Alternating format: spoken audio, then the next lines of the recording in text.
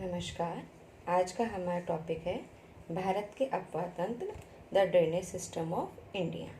किसी भी देश का अपवाह तंत्र वहाँ के उच्चावच तथा भूमि के ढाल पर निर्भर करता है। किसके ऊपर डिपेंड कर रहा है? वहाँ के उच्चावच रिलीफ के ऊपर और भूमि के ढाल के ऊपर, स्लोप ऑफ लैंड के ऊपर डिपेंड कर रहा है। भारत एक विशाल देश है। उसके उत्तर में हिमालय तथा दक्षिण में प्रायद्वीपीय पठार है। नॉर्थ के अंदर क्या है? इसके हिमालय है। और साउथ के अंदर क्या है? इसका पेनिसुलर प्लेटो है, जिसके बीच उत्तरी भारत का विशाल मैदान है। और इसके बीच में क्या है? उत्तरी भारत का विशाल मैदान। अतः भारत के अपवाह तंत्र को मुख्यतः दो वर्गों में बांटा जा सकता है। दो पार्ट्स में अपन इसको डिवाइड कर सकते हैं। एक हिमालय की नदियाँ, द हिमालयन रिवर्स, और दूसरी प्रायद्वीपीय नदियाँ, द पेनिसुलर रिवर्स। हिमालय की नदियों का अपवाह तंत्र, drainage pattern of the Himalayan reverse. Himalaya पर्वत से विशाल नदियाँ बहती है। हिमालय की नदियों में निम्नलिखित 3 अपवाह तंत्र पाए जाते हैं। पहला, सिंधु अपवाह तंत्र, इंडस रिवर सिस्टम। दूसरा है गंगा अपवाह तंत्र, आपका हो गया गंगा अपवाह तंत्र, गंगा ड्रेनेज सिस्टम। ब्रह्मपुत्र अपवाह तंत्र, ब्रह्मपुत्र ड्रेनेज सिस्टम। सिंधु अपवाह तंत्र पहले वाले पे आ जाते हैं, the Indus drainage system. Sindhu अपवाह तंत्र भारत के उत्तरी पश्चिम भाग में सिंधु तथा उसकी सहायक नदियां विस्तृत क्षेत्र में बहती है। सतलज, रावी, व्यास, चेनाब तथा झेलम जैसी प्रसिद्ध नदियां इसकी सहायक नदियां हैं। तो सिंधु नदी है तो भारत के उत्तर पश्चिम भाग के अंदर बह रही है। इनमें से झील पीर पंजाल, इसमें से झेलम जो नदी है वो पीर पंजाल से निकलती है। अन्य सभी नदियां हिमालय पर्वत से निकल रही है। हिमालय का विभाजन के बाद इस अपवाह तंत्र का बहुत बड़ा भाग पाकिस्तान में चला गया है। सिंधु नदी, इसका स्रोत तिब्बत में 5180 मीटर की ऊंचाई पर मानसरोवर झील के निकट है। कहाँ है ये? तिब्बत में 5180 मीटर की ऊंचाई पर मानसरोवर झील के निकट है। अपने स्रोत से पश्चिम उत्तर पश्चिम दिशा में किस तरफ वो फ्लो कर रही है, किस तरफ वो बह रही है? पश्चिम और उत्तर पश्चिम दिशा में लगभग 320 किलोमीटर की दूरी तक बहने के बाद ये नदी 4206 मीटर की ऊंचाई से लेह लद्दाख में भारतीय क्षेत्र में प्रवेश करती है। ऊपरी भागों में विशाल गोर्ज बनाती है। ये नदी कैलाश पर्वत को भी कई बार पार करती है।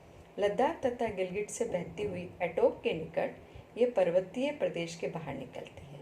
यहाँ पर अफगानिस्तान की काबुल नदी इसके साथ मिलती है। इसकी प्रसिद्ध सहायक नदियाँ सतलज, व्यास, रावी, झेलम तथा झेलम मिलकर पचनद बनाती है।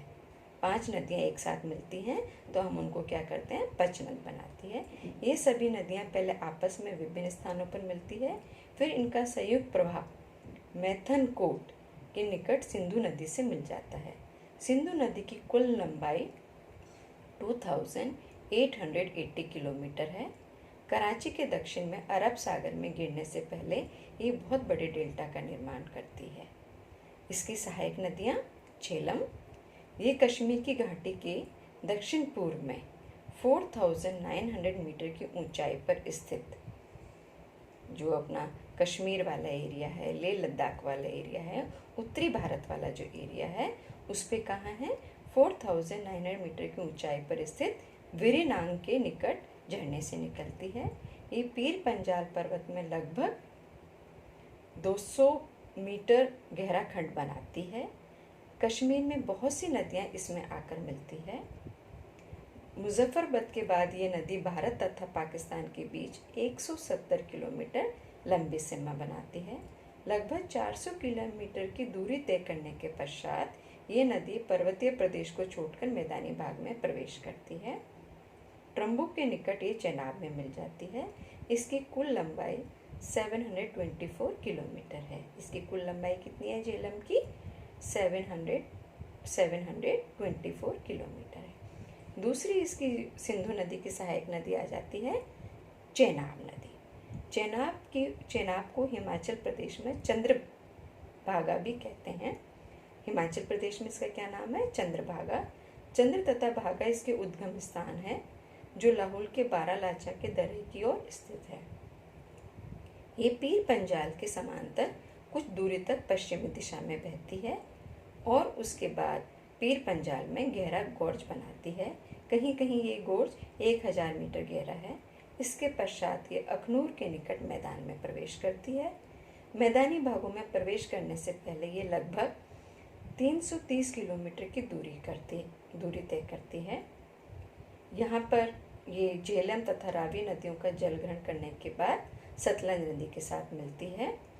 इसकी कुल लंबाई 1180 किलोमीटर है। तीसरी सिंधु नदी की सहायक नदी आ जाती है रावी। ये नदी रोहतांग दर्रे के निकटवर्ती भाग से निकलती है।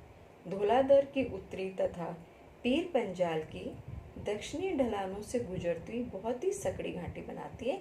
नेहरू वैली से ये निकल रही है। चंबा से कुछ दूर नीचे आने पर धौलाधर श्रेणी में गहरा गोर्ज बना रही है, महाखंड बना रही है और उसके बाद माधोपुर के स्थान पर मैदान में प्रवेश करती है। इसके उद्गम स्थान से शुरू होकर पाकिस्तान में मुल्तान के निकट चेनाब नदी के साथ मिलने तक ये 720 किलोमीटर की दूरी तय करती है। दूसरा आ जाता है ब्यास। चौथी नदी जो है ब्यास, ये नदी हिमालय में स्थित रोहतांग दर्रे में 4062 मीटर की ऊंचाई पर स्थित कहाँ से निकल रही है? व्यासकुंड से निकलती है। ये 900 मीटर गहरा गोर्ज बनाते हुए धौलाधर पर्वत को पार करती है। पंजाब के होशियारपुर जिले में स्थित तलवाड़ा नामक स्थान पर ये मैदानी भाग में प्रवेश करती है। इसके पश्चात दक्षिण पश्चिम दिशा में बहती है और पंजाब में हरीके बैराज नामक स्थान पर सतलज नदी के साथ जाकर मिल जाती है। ये छोटी नदी है। इसकी लंबाई 460 किलोमीटर है, लेकिन ये पूर्णतः भारत में है। ये ऐसी सिंधु प्रवाह में व्यास ही एक ऐसी नदी है जो पूर्णतः भारत में बहती है। फिर आ जाती है सतलज। इस नदी का उद्गम स्थान तिब्बत में कैलाश पर्वत के दक्षिण में स्थित मानसरोवर झील के समीप राक्षस ताल है। ये समुद्र तल से 4570 मीटर ऊंचा है। यहाँ से निकलकर ये नदी पश्चिमी दिशा में बहती हुई शिपकी दर्रे के निकट हिमालय में सकरी घाटी बनाकर भारत में प्रवेश करती है। भारत में प्रवेश करने से पहले तिब्बत के नारी खोरसन प्रदेश में बहुत बड़ा कैनियन बनाती है। रूपनगर के ऊपर नैना देवी धार में ये गहरा गोर्ज बनाती है, जहाँ पर विश्व विख्यात भाखड़ा बांध बनाया गया है। भाखड़ा नाग बांध यहीं पे है। मैदानी भाग में प्रवेश करने के बाद ये पश्चिमी दिशा में बहती है।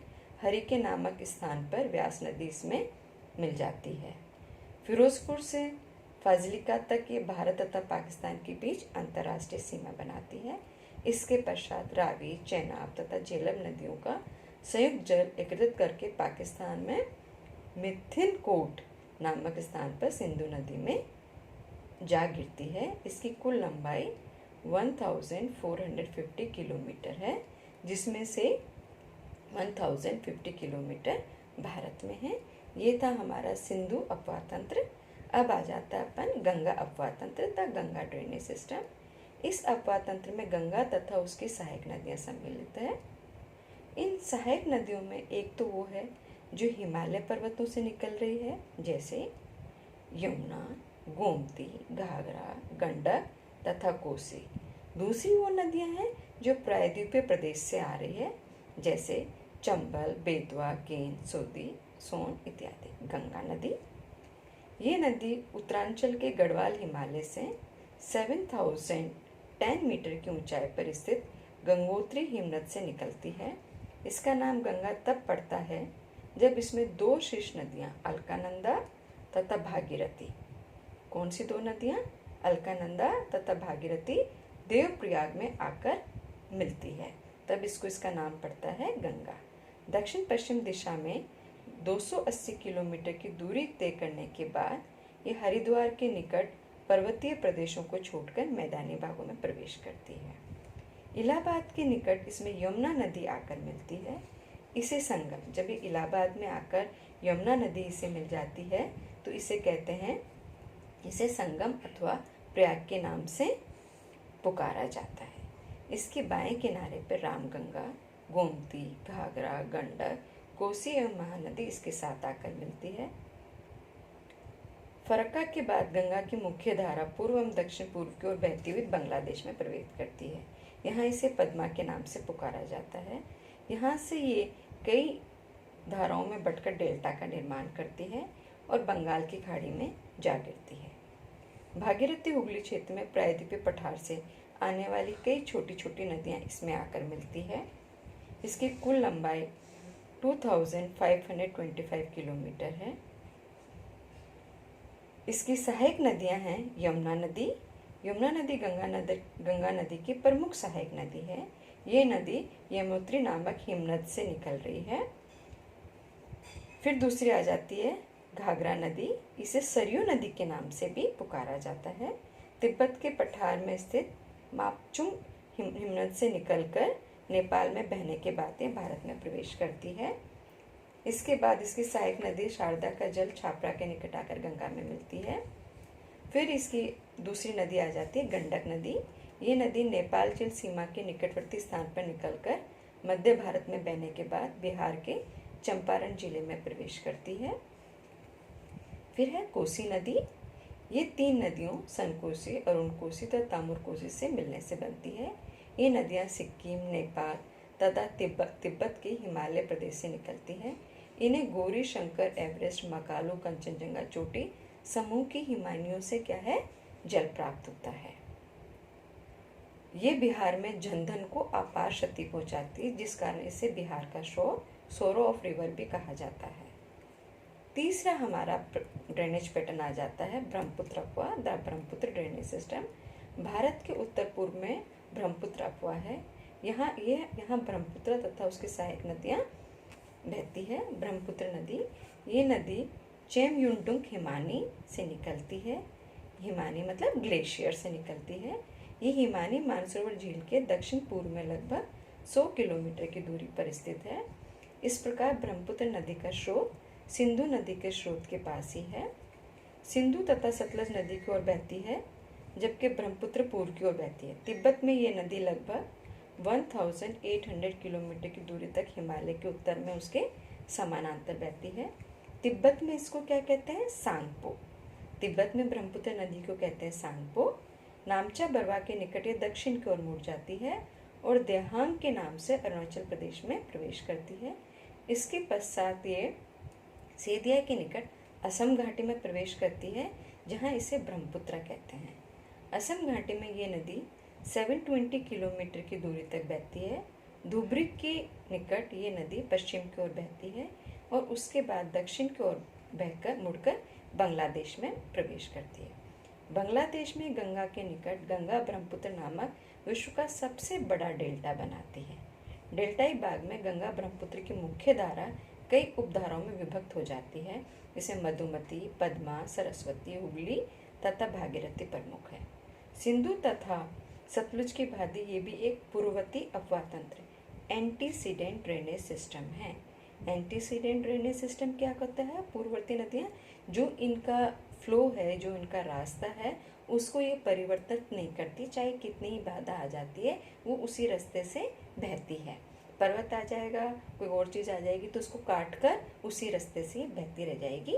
पूर्ववर्ती जो इनका रास्ता है उसी पर ये बहती है। एंटीसीडेंट ड्रेनेज सिस्टम जो कि हिमालय पर्वत में दिहांग गोर्ज बनाता है। इसकी कुल लंबाई 2900 किलोमीटर है, जो गंगा नदी से भी अधिक है।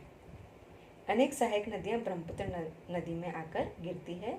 इसके दाहिने किनारे पर मिलने वाली नदियों में मुख्य समसिरी, भारेली तथा मनास है। बाएं किनारे पर मिलने वाली मुख्य नदियों में दिवांग, लोहित, बुरी दिहांग, धनसिरी तथा कोपिली है। ये सभी नदियाँ अधिक वर्षा वाले पर्वतीय क्षेत्रों से निकलती है और ब्रह्मपुत्र नदी में बड़ी मात्रा में जल लाती है। असम में अधिकांश भाग में ब्रह्मपुत्र जो नदी है वो एक गुफित ब्रेडेड नदी है। ये अपने साथ बहुत सी रेत मिट्टी लाती है और नदी विसर्ग भी बहुत है। सबसे विख्यात मांजुली द्वीप है, यहाँ पे द्वीप पाए जाते हैं, जिसमें सबसे फेमस क्या है, मांजुली द्वीप है। ये लगभग 90 किलोमीटर लंबा है और इसकी चौड़ाई 20 किलोमीटर है। इसका कुल क्षेत्रफल 1050 किलोमीटर। ये विश्व का सबसे बड़ा नदी द्वीप है। ये विश्व का मांजुली सबसे बड़ा नदी द्वीप है। Thank you.